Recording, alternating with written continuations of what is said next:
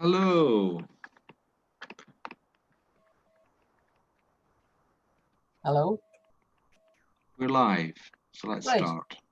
I'm not sure whether the credits went out or not, but I'm very new to this operation of the YouTube link, so off we go. Okay. And welcome to episode 14 of the Dr. Tech Show, where we usually have John Popham and his panel of helpers guiding you through the world of online communications. And today, unfortunately, our host, John Popham, isn't well enough to join us. Some of you will know from his cancer diary, and episodes of this are on YouTube. It's up to number 20 now. So it's going to be Pauline and Swain guiding you through the world of online communications. So Swain, how are things in Orkney?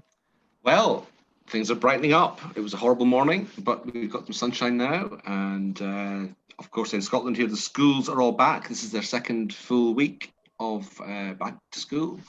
So everything's going reasonably well so far. And how are they managing with social distancing and stuff like that? What have they said? It's quite a challenge, I think for everyone, but they're just making the best of it and doing their best, everyone, to keep safe and to get schools running again. And I think the same thing is the preparing for it in England. I don't have children myself, so I don't know exactly what's happening, but we have a school behind us where we live, and I think they've been getting ready to welcome the children and parents and teachers back. So fingers crossed that, things will have some sense of business as usual. Absolutely, and if necessary, track and trace works to contain any cases that there are as a result of schools opening. Yeah, hopefully. So as usual, we have an awareness slot of what's happening in the world around this time. And yesterday it was International Day for the Remembrance of the Slave Trade and its abolition. And this day intends to inscribe the tragedy of the slave trade in the memory of all peoples, and in accordance with the goals of the intercultural project, UNESCO Intercultural Project, the Slave Route, which is resistance, liberty, and heritage. This has broken the silence surrounding the slave trade and slavery that have concerned all continents and caused the great upheavals that have shaped our modern societies. And this day aims to offer an opportunity for collective consideration of the historic causes, the methods, and the consequences of this tragedy, and for an analysis of the interactions to which has given rise between Africa, Europe, the Americas, and the Caribbean. And we all know how, the slave trade has impacted everyone around the world, some more than others, and so it's good to give us a chance to think about that and how it might have affected us. So is that something that, I'm sure that's something that means something to you, Swain? And it does. I've been struck recently, really since the murder of George Floyd in the US, how even during pandemic lockdown, there's been a lot of activity online with protests and education and all sorts of things about the anti-racism activities that are always going on in society, I suppose. But it's good to see both city-based and also rural-based groups coming together to learn more about the history of the situation and to try to do something in the present day that seems relevant and appropriate. Yeah, I mean, I think we're continually dealing with the consequences of it, and it's good to have chances to talk about it and reflect on it and try and ameliorate those consequences for everybody. It's also, yesterday was also the European Day of Remembrance for victims of Stalinism and Nazism, and this is known as Black Ribbon Day in some countries, and this is an International Day of Remembrance for victims of totalitarian regimes, specifically Stalinism, communism, Nazism, and fascism.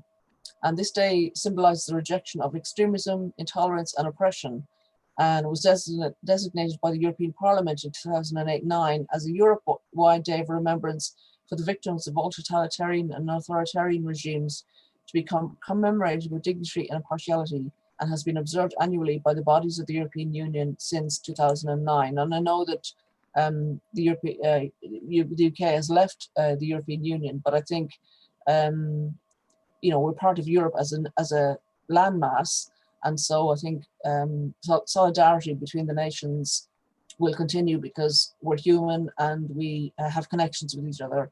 And certainly as an Irish person living in England, I'm not intending to give up my my solidarity with my European comrades anytime soon. What's the situation like in Scotland, Swain? Oh, I don't want to speak for the whole of Scotland, really. For yourself, then. For myself, I think it's very important to remember that these lessons of history, as well as the ones to do with slavery, it doesn't take a great deal for a country to slide from just being a bit difficult to being full-on totalitarian. And we've seen it again and again through history. And we've got to do what we can in the present to make sure that neither our country nor any other country that we have any influence over ever goes down those paths again. Yeah, it doesn't seem like a human way of being, really, and it's more rational, I think, to be connected and to care about each other. And I certainly think that, you know, this program has, I think, evidenced ways that we can and should care about each other digitally, especially in these times. So if we go on to the kind of things we picked up during the last couple of weeks, unfortunately we weren't able to broadcast last week, but we've picked up a few things that we can talk about. So Swain, we're gonna share screens? Are you sharing yours or am I sharing mine? You share your screen. Okay. Just because you're. So let me just see if I can get to the right one first, because I've got them all open on my. Yeah. So the first one we were looking at. Let me share. 1 second. Was the San Jose to provide 11,000 hotspots to address the digital divide during the pandemic. And I don't know an awful lot about hotspots, actually, Swain. I've been finding out more about them because I'll be traveling soon and I'll need a hotspot myself to be able to connect. It's something that you've had to set up from time to time.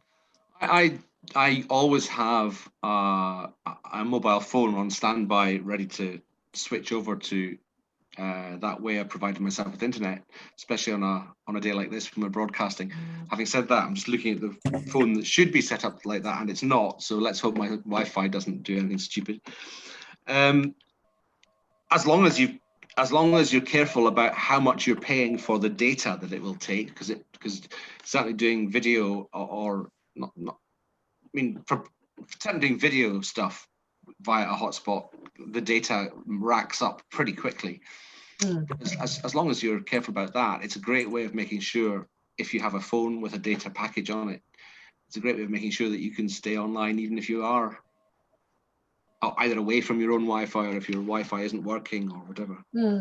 And with regards to video calling, I think we've talked about this on previous shows, that if you have, concerns about consuming too much data, that one way of bringing down the consumption is to just be on audio on a video call, because most of the video calling options are, include just being on audio, and that's a way of cutting down the expenditure, isn't it? Sure is, yes.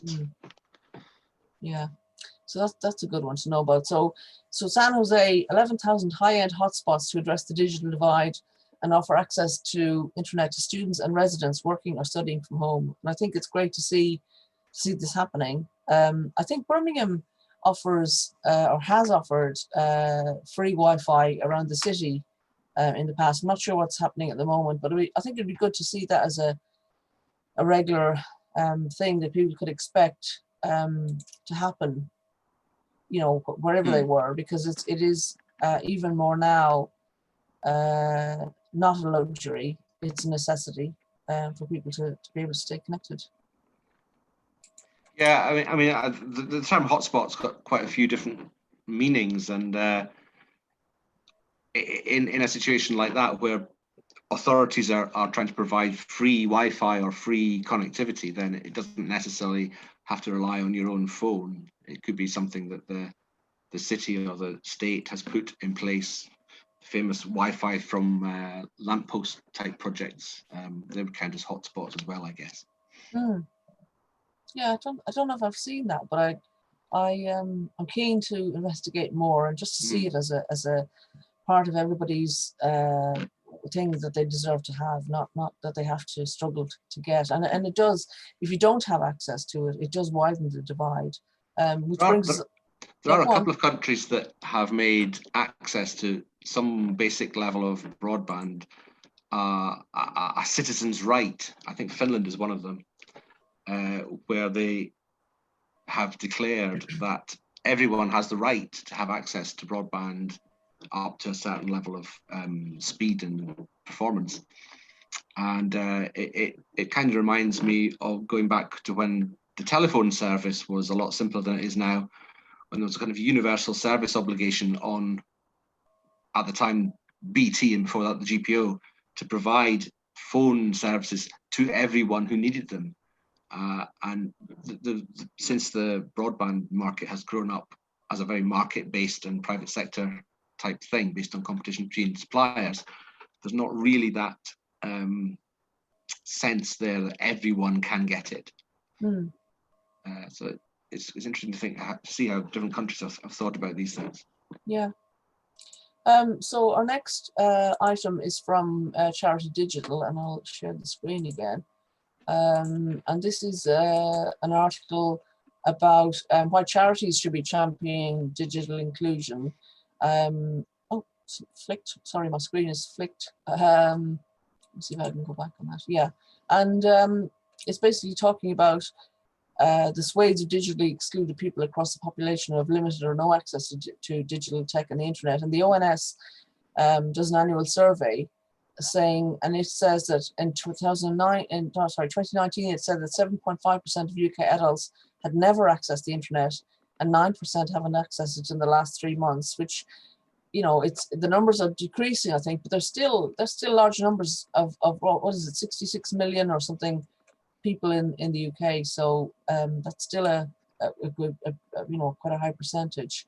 And it talks about the impact of digital exclusion, you know, because people expect to be able to have access to online services like shopping for food, healthcare, and access to housing and benefits. And if they don't have that access, then they're cut off from what we consider now the essentials, not luxuries. And there are initiatives like Citizens Online, and shout out for our friend David Scurry, who's recently left Citizens Online and gone to work for Cast. And he's done great work in Brighton to help people get more people get online, including homeless people. Digital Unite have helped people become digital champions, and I think there are people out there who, you know, want to help other people like ourselves, who want to help other people get online, and digital champions can certainly help with that. It's just help, isn't it, to have a buddy who knows about the internet and can kind of reassure you that that pressing such and such a button is not going to explode your machine, or, you know, bring you somewhere you don't want to go. I think, you know, people can gain confidence just by sitting with somebody else who says, yeah, you're fine, you know, and if we go somewhere we don't want to go, we can always come back from that. That's right, and it's good to see that all the parts of the UK are getting to grips with this once again, partly due to the COVID quarantine stuff, and partly just because it's the thing we need to do. In Scotland, of course, there's the Connecting Scotland initiative. I'm hoping that we might have a guest to explain more about that some future programme. That'd be great. But it's looking at people who are both vulnerable and not yet fully connected to the internet, and trying to provide devices and connections and everything, and advice, including digital champions, for those who need it. I mean, not all people with vulnerabilities are disconnected from the internet. Some are happily connected and are among the most creative users of the internet for various purposes. But there is a percentage of people who are not confident, and for whom a bit of help to get connected would make an awful difference to their lives.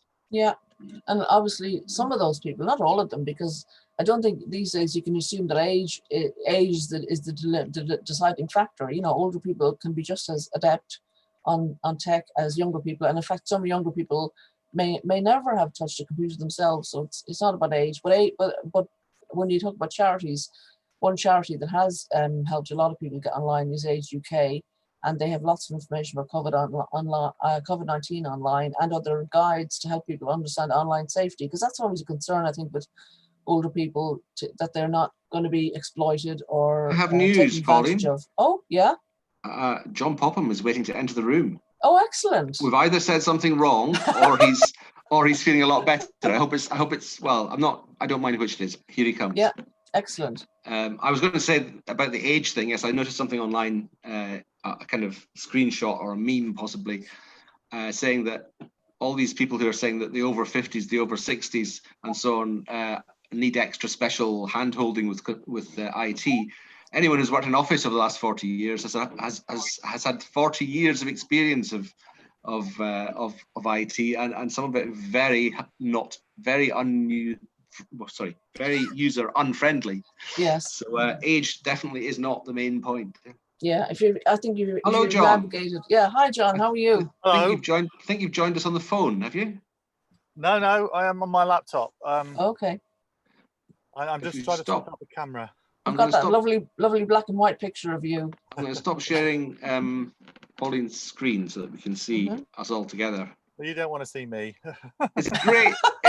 We always want to see you, John. We're very pleased to see that you joined us at the very least. So we're doing a weird hybrid video cast, audio cast, radio thing here now with some old-fashioned correspondent photographs on the television screen when they used to phone into the news. You always used to get a picture of them, didn't you? Yes, indeed. Oh, there I am. Here we are. It's got some weird aspect ratio on it. It does, doesn't it? You're looking very, very svelte and thin. Very clear picture, John. It's a great picture. Mm. Right. So how are you, John? What is going on? How am I? Good question. Yeah. I have been in a huge amount of pain, but about 10 to 12, the pain subsided. So I thought, I thought I'd just sit here and watch you, but you couldn't resist. You couldn't resist. I hope I'm not sure if you saw the beginning of the program, but I think I managed to not play the credits. Okay, well, it is what it is, isn't it? Yeah. Anyway, back to Pauline and her. Is there anything you want to add, John, before we go on? No, not really. I'll be a sort of I'll listen and join in when I can. Okay, cool. So we're I'm just going to share. We're just going through kind of things we've kind of picked up on during the week, and we've just done the charities championing digital inclusion, and we're just moving on to the item we picked up from Science Direct about COVID-19 and digital inequalities, reciprocal impacts and mitigation strategies. And I think that's really important. It's a long piece. I'll share well, obviously we'll put the links up afterwards. But it shows it's from Computers and Human Behavior, a periodical that comes out probably monthly, and there's a long piece about reciprocal impacts and mitigation strategies, and the highlights, I think you can just see from there, that the COVID-19 pandemic is increasing digital inequalities, which we know, and therefore increasing the vulnerability to the virus, which is something I think we haven't discussed that much, but it makes sense. You know, if people aren't getting access to the information, then their vulnerability to the virus would be an issue. And that the recommendation from these academics, I gather, should be central in government responses. And actionability focused mitigation strategies targeting the individuals and messages are proposed. Now, it is, as I say, a very long item, so I don't think I can go through the whole thing, but it's there's some very good diagrams showing, you know, what level, what the difference makes at different levels. If people don't have a fast connection, even the equipment they've got, if the access is limited to public spaces or workplace, which are limited because people can't go to work or can't use public spaces that aren't available at the moment. I mean, it makes sense really that this kind of thing is making a difference that's not good to people's lives, and therefore their literacy will be affected, and their kind of exposure to the information that might help them.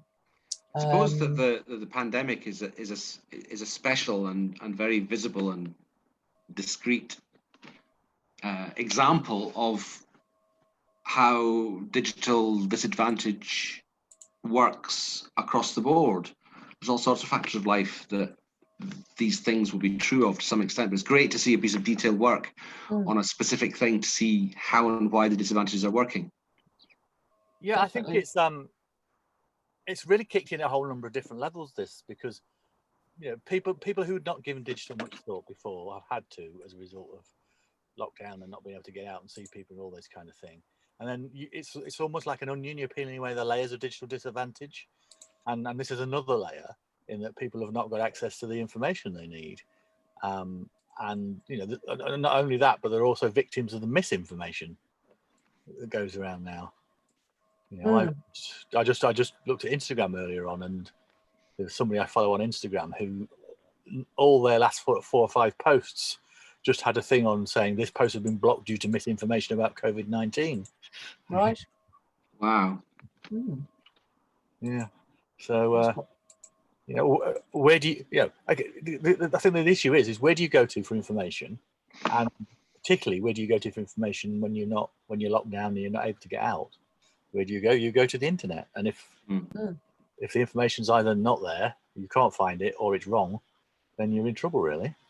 Yeah, the wrongness, the misinformation is another big, huge subject. You don't have to be, even if you are connected to the internet. Everyone now needs some resources, mental and otherwise, to sort out the good information from the, well, either questionable or downright false and misleading. Yeah. So we're going on to look now at the another one that John picked up about connecting with smart video calling, and this is back to our old friend Portal. See if we can find it. Yeah, and this was one you picked up, John, on connect with smart video calling, and they're now calling Portal Generation 1 or Gen 1. Well, yeah, I mean, this was just one because I've spoken before that I have a Google alert to pick up things about Facebook Portal, just to just to find out what's going on with it, and I just picked up that 1 or 2 of the links that it sent me to we're now calling it Gen 1. Yeah. And also we're talking about that. I'm not sure. I don't think it has in the UK yet, but in the US the price has come down again. All right. So I think they're preparing to introduce a second generation. Now, it'll be interesting to see what the second generation features. But of course, the thing is that I would be concerned about is what often happens to these things is they bring in the second generation and the first generation starts to become obsolete.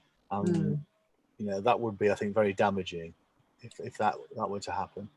I'm so tempted to order one of these for myself. Right, I'm going to duck out because I've got a phone call from the hospital. Okay. Okay.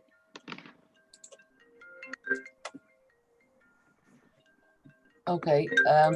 Yeah, I haven't actually seen a Portal yet myself, but it is, yes. John, you need to mute yourself. Okay, I've muted him. Great. Okay, great. Yeah, I haven't. Have you seen a Portal yourself? I've never had my hands on one. No. And if the prices come down again, it's maybe a good time for me to get one for my collection of gizmos. I mean, my collection of very important test equipment, obviously. Yes, as John said, he bought a Google Home Mini in a secondhand shop recently. So obviously things are, kind of circulating in the circular economy, and we are going to be able to buy things, in secondhand or kind of, what do they call them, pre-used, and test them out for other people. And John recently bought a Google Home Mini in a secondhand shop, and he says the sound quality is much better than the Amazon Echo Dots. Right. But it does seem to take a while to respond to comments, seconds longer than Alexa. So I can imagine him setting up some kind of a competition between ask the Google Home, what's it called, Google Home Mini, and then ask Alexa, and then a race between see who answers the question first. Yes. Oh, you can get them talking to each other, can't you? People do that. I've heard. Yeah, I haven't ever. I'm less keen to get any of these Alexa type devices, I must say, than some of the other things that are available. Because of what you heard on the show, or just generally? Just generally, it's not a thing that appeals to me at all. I'm an old-fashioned typing person, so I'm quite happy to do that. But I can see how useful they are to lots of different people. And I have nothing against them as such. It's just that if I was spending my money, I'd be spending it personally on something else. Oh. Okay, well, the next item we were going to have a chat about was one of John's favorite topics, which is cricket, and he may rejoin us for this one. Let me just bring up the article. Let's go to the top of the page. Cricket and digital inclusion. This was a blog post that John wrote on his own blog. There we go. I missed this.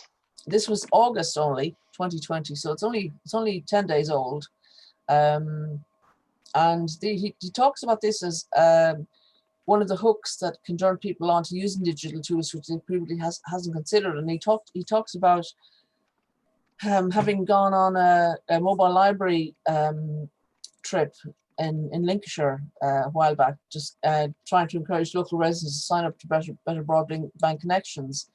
And he was having a chat with somebody who, was young but didn't seem to be keen on technology, and said she didn't have any use for it. And John had it was the 2012 Olympics was on at the time, and John had live coverage going on his iPad via iPlayer using the library's satellite broadband connection. And a rowing race began, and Great Britain won its first gold medal of the games. And the lady that John was talking to was delighted to see this race happening. And John said to her, well, then you do use the internet, you do need it.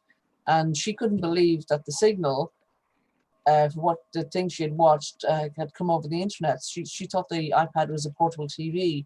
So people are still learning what can be done with technology. And discovering that actually maybe it is intrinsic to their way of life more so than they thought.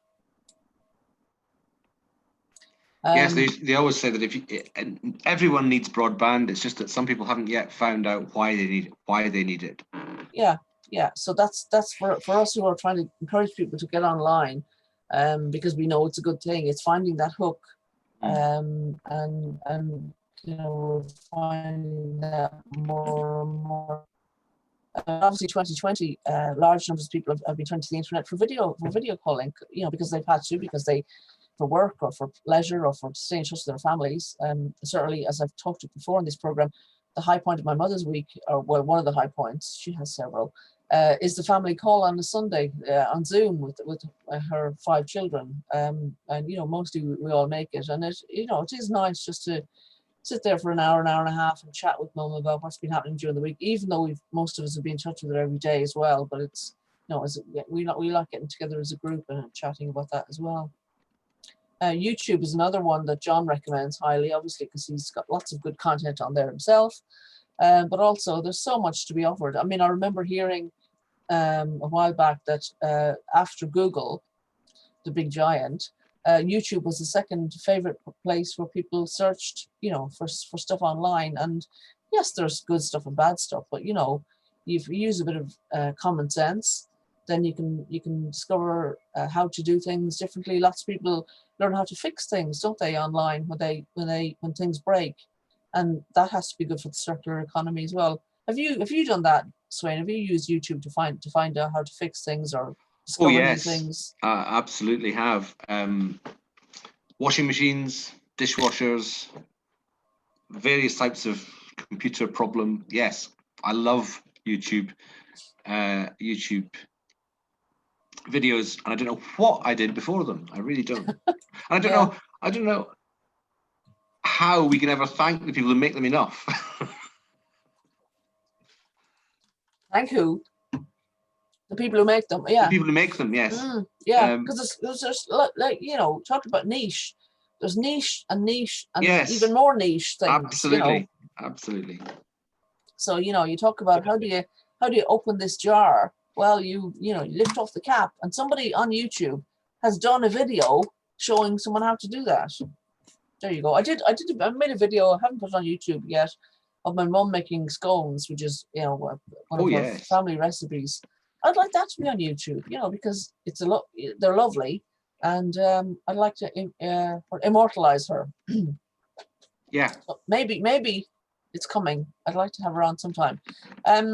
So anyway, on John's article about the cricket, he talks about trying to increase the audience for cricket, because he says the matches he's been to at county cricket matches, he was more or less the only person there between the ages of 60 and 65, and surely there must be a bigger audience for cricket, and online would seem to offer that opportunity. So John goes on in the article to talk about smart TVs and getting programs from YouTube onto your smart TV. He talks about Sky TV, Virgin Media, BT TV, Now TV, Amazon Fire TV Stick, Google Chromecast. So there's a whole variety of ways that people can get online using different abilities, whatever resources. So I think if we can encourage more people to do that, that'd be a really good thing. Yeah, can you hear me? I'm back. Yeah, I can hear you Hi, now, John. Yeah, talk about cricket, John. I think, Swain, you need to switch my video on. I can't do it from I beg your pardon, I switched you off. I need to ask you to switch it on, which I have now done. Right. Apologies. Yeah, well, apologies. It always seems to be the same, that the hospitals and doctors and people ring me up. They like Monday at 12, don't they? Yeah. Yeah. I mean, I wrote that article because, a little bit of it is a bit of frustration on my part, because I've been trying to persuade county cricket clubs to do live streaming for years now. Because the thing about, there's a lot of county cricket in particular, and I'm not talking about international cricket here, is one of those things where there is a very big following for it, but hardly anybody actually goes to watch it. And part of that is because most people who follow it are at work, because it takes place during the working day. So I've been trying to persuade county cricket clubs to, but the one sticking point I had, and I don't know why this has changed, is I kept being told that you couldn't do it because Sky TV actually had the rights to broadcast the games. They didn't broadcast them, but you couldn't do it because they had the rights. They broadcast the odd one at the end of the season if there was a thrilling climax of the season. That's not a contradiction in terms. But most of them they didn't broadcast, but you couldn't do it because they had the rights. And in fact, I was actually stopped with. I was working with some Lincolnshire County Council on their rural broadband programme, and we had planned to. The England women's cricket team were playing in Lincolnshire against the RAF team, and we had planned to live stream this game. And when we stopped from doing it, the reason why we stopped from doing it was because there was a game on Sky the same day, and we would be seen as competition. And the game was England-South Africa Test match, I think. Like our little game will be competing with that, but something's obviously changed now anyway, so that they can do it, and it's frustrating to see that they're not involving me. But the other aspect of this is the fact that I think there's particularly there will be a lot of and I have to say it, they're probably mainly men. There'll be a lot of older men who might be lonely at home who would watch cricket if they could. Yes. And the fact is now you can watch all of the county season, or this season at least. I'm not sure. I think that would make a big difference to some people. Indeed, just as a way of being involved in something that's ongoing and that's interesting and takes up some intellectual thought. So, if anybody wanted to do it, John, what steps would you recommend? Well, the steps are all in that blog post. I've outlined what to do if you've got a smart TV. If you've got a smart TV, it should be relatively easy because you can get to YouTube from the main menu of the smart TV. But if you've not, then if you've got something like Virgin or Sky, then you can also get it via their set-top boxes. Or my preferred way is, provided you've got an internet connection, is to use something called the Amazon Fire TV Stick, which I think we've talked about on before. Yeah. and you know, they cost about £30 to £40. You plug them into the HDMI inlet on your TV, and it gives you all sorts of things, including YouTube, to watch on your TV. So it'll give you Netflix. If you know, you have to have subscription, but it'll give you Netflix, Amazon Prime Video, all these kind of things. But YouTube is free, so all you need is an internet connection and connect the Fire Stick up to the internet, and then you've got a smart TV basically. Okay, so if anybody listening or watching wants to tell us how they have successfully done this, we'd love to hear from you, because this is all about helping people get online. And if you've been successful with something we suggest, then we'd love to hear it from you. Really, go ahead, John. Well, sorry, strangely enough, this is quite timely, because last night the European Champions League final football was on. And the only way you could access it if you didn't have BT Sport, which have the rights, BT Sport actually broadcast it on their YouTube channel, because part of their rights package says it has to be available free to air. The final does. And I did speak to one of my in-laws who's got a smart TV but doesn't really know how to use it, and showed him how to, told him how to get the European Champions League final on his TV yesterday. So hopefully he managed to do that. And I recommend the blog that you wrote, John, for getting all these things to work, because I've had a quick scan through it and it's very comprehensive. And so if there's anyone looking for ways to watch YouTube on a smart TV or other things as well, then have a look at that blog, which the link will be in. One of the things that's in the post is that I can't find a way of accessing YouTube via a BT set-top box. If anybody knows if there is a way, then please let me know. I think it's a bit of a mission. You can't do that kind of thing. Okay, thanks, John. So we're going to move on to talk about a platform that's been launched to help community groups, charities and schools provide access to digital devices and understand the importance of data and skills. And it's called the Reboot project. And we'll just give a brief reference to it, because we're hoping to have somebody from the Reboot project join us for a future show in September. We're working on that now. So I'll just bring up the screen showing the Reboot website. It's rebootproject.uk, and we've referred to devices.now previously. It was an initiative which gave emergency digital access to thousands of people affected by the pandemic. And obviously, as we said before, life has become more isolated and difficult for households without connectivity. So this is a way of helping businesses, community groups or schools to get communities online, to unearth thousands of unused devices from cupboards, storerooms and lofts across the UK, to collect, restore and rehoming them, and give them and their owners a bright new future. And so they give steps to a successful reboot and have a playbook where they kind of talk people through the steps. And I think this is another great example of helping people to make projects that will actually be useful. You know, they've identified an issue and they're looking to provide a solution. And I think, you know, we've talked about this before amongst ourselves, I know, and I think on the show as well. It's not, for the tech community, it's not about here's something shiny, what's the problem? It's what's the problem? Here's, you know, a possible solution. And it looks very, very useful to me. Are you on board with that, John and Swain? Yeah. Very much so. This looks like a great resource to help those who can see the value of this actually make a difference. I think this is great. Yeah. So we won't say too much more about it, but we hope to have somebody from Nominet Trust and Third Sector Lab who have built it on to talk more about it in a future show. So moving on, we're talking next about Zoom coming to Google Nest, Amazon Echo, and Facebook Portal Smart Displays. And this was another one that John picked up, and I'll just share the screen. And this was during August, it was mentioned. So Zoom is obviously spreading its wings and finding its home in some of the things that we've already talked about. I don't know many of these devices, but not all. I mean, Google Nest, but you know, it's obviously something that we will know more about. Yeah, I mean, I think And we've talked yeah, before about all of these devices are potentially the kind of things that you would do a very straightforward video call on.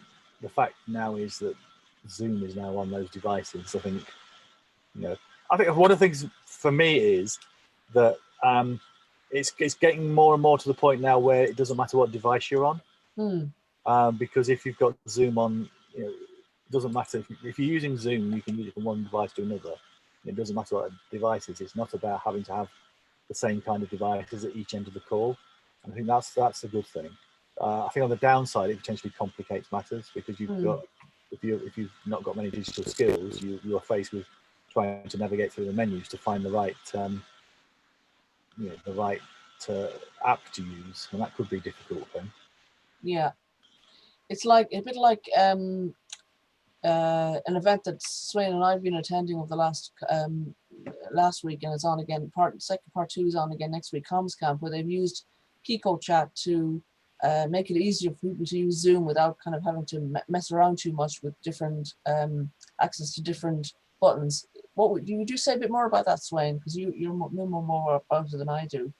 Yeah, it's just Kiko Chat is a platform. You have to pay for it. It's reasonably good value. It's a cent per connected minute per person, plus $1 a day per person or something. But if you're trying to arrange events, particularly events using the open space or unconference type format, it's absolutely brilliant. It allows you to set up a venue with a number of different rooms, and each participant in the event can move between the rooms themselves, whereas in native Zoom, the host of the Zoom call has to allocate people to breakout rooms effectively. So it's a way of putting online an event with multiple different rooms that people might want to wander about in and see various things in the different sessions. Well, yeah, I mean, I think it's worked very well for this event, and I'll be certainly looking to use it for future events. I went to a Tech for Good Southwest meeting recently where they were talking about that and other options, and the other options are to make everybody who comes to your event, if it's on Zoom, a co-host. But that sounds like a bit fiddly, and you're not always sure you want everybody to be a co-host. So Kiko Chat sounds like a better option for event organizers who yes, want to keep them. It enables you to keep the Zoom admin functions more under control. Yeah. I mean, I think for many groups, it doesn't really matter who has access to co-host, but you never know. Certainly for some bigger events or for some events that are truly public, then you always get a few issues with unauthorized use of various bits of the platforms. So we're moving on now to talk about, again, we talked about San Jose earlier. Now we're going to be talking about Singapore. And this is the President's Challenge 2021 to focus on digital inclusion of the vulnerable. Another one that John picked up. And so it's good to see things like this happening where people who might not have much, and I don't know about the President of Singapore, but the President of Ireland has no legislative powers, but they have kind of encouraging powers, if you like. And this looks like one of those things where the President can encourage people to focus on digital inclusion of the vulnerable. And this is President Halima Yacob observing visually impaired sensory panelist Mohammed Zahir at work inside a diffusion booth with his sighted colleague Esther Tan during a visit to a perfumery center. And I think it's going to be a fundraiser for people more less involved, and they're recognizing that technology could be a huge enabler, but also a divider if it's not accessible. So I think this sounds like what we were just talking about. It's fine having the tools, but if they're not accessible, then the divide widens. And they're particularly looking at engaging with seniors who are isolated or using data analytics. And I think this is something we'd like to see more of to provide better service support for beneficiaries. So they're just talking in the article about how to apply for the funding and stuff like that. So it's good to see a government officials getting involved with this and seeing the benefits of it to a country, you know, and a country that a lot of people in the UK have links with. I've never been to Singapore myself, but you know, people do travel there and report good things about inclusion. I think in some places, and it's good to see this sort of thing happening as well. Yeah, Okay. and for me, it's good to see the steer coming from the top, from the president. I mean, we don't often see that kind of thing in this kind of sphere, particularly not in this country. We don't see it coming from the top. Although we have seen some Boris Johnson blustering about broadband and things like this, but I don't think he really understands what he's talking about. But it's good to see that it's actually backed by the actual president. Yeah. And our final article that we have a reference to is bringing seniors up to speed with digital literacy, and this is from the Gisborne Herald. And again, I'm sharing the screen, and this was something that John spotted in August. And this is the picture we're seeing now is tutor Tina Baker-Clark and Huruhuri Pokai at an introductory session about the new digital literacy program starting next Monday at the Thai Tech Hub in Kaiti Mal.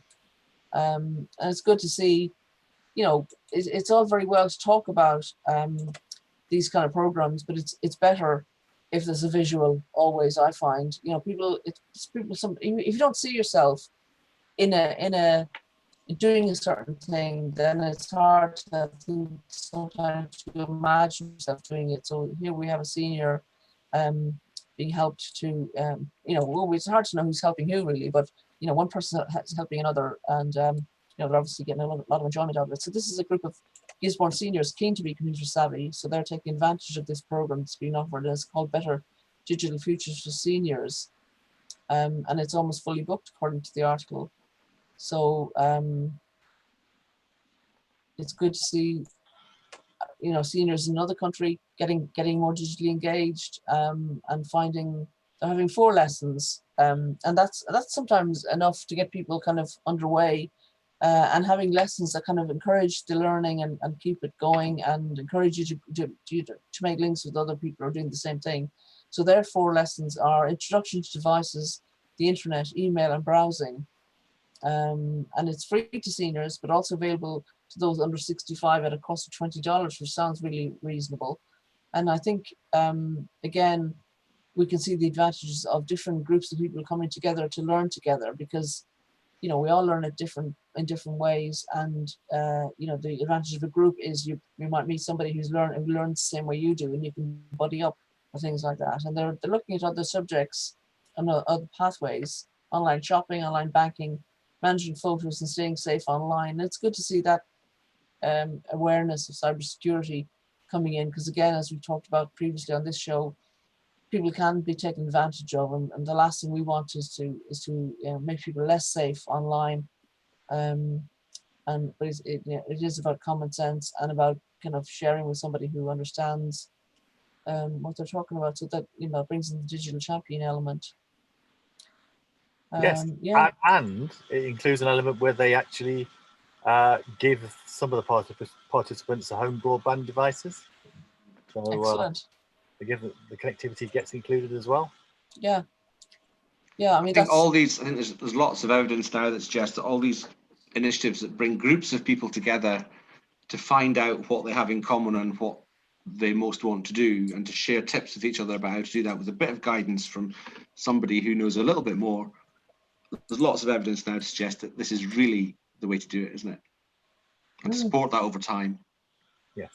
Yeah, absolutely. I mean, I think, John, you and I both have, I don't know about you, Swain, but John and I both have plenty of experience of social media surgeries where just turning up and being able to help people just talk about sometimes what they're finding or not finding. I remember a couple of surgeries I did with Nick Booth here in Birmingham at the BBC, where it was during the time of the floods, and some groups were turning up who had set up Facebook pages or whatever to help with flood alerts and stuff. And it's, you know, it's valuable information, and it's in a place where people could have access to it and feel able to contribute as well. And some people were saying, oh, we need a website, we need a, and, you know, we were saying to them, well, no, if you've got a Facebook page and and people are coming to it, job done. You know, you don't need too much. Sometimes it's enough to have just one platform. That's right. There's a lot of things are changing so quickly in tech that what used to be sort of common knowledge and accepted practice 2-3 years ago, at times there've been a few times, and the advent of you being able to use a Facebook page was one of them, when suddenly all the stuff to do with what you needed to do to get a website, it wasn't the only way of doing it anymore. And it's good to be able to try and keep up with those kind of evolutions in what general practice is. Yeah. I mean, one thing I will say is a slight tangent to all this is that we've had a look at one of my blog posts, and when we've been all the time I did social media surgeries and things, I always recommended that if people want to get started blogging, they should use WordPress.com. I have to say that their new WordPress's program has got very complicated, and I would not use it now. Yes, it's using blocks. I don't know if you've seen it recently, Swain, but it's using blocks of text. I think I can only assume that because it's open source. Is it open source? Or because it's WordPress? You know, yeah. Oh yes, source? I've dabbled with WordPress over the years. I plumped without any advice from anybody for blogger.com many years ago, so I've stuck with that. Yeah. I don't personally. I don't have a great deal of. I like to write words now and again and broadcast them, but all the design stuff, it leaves me.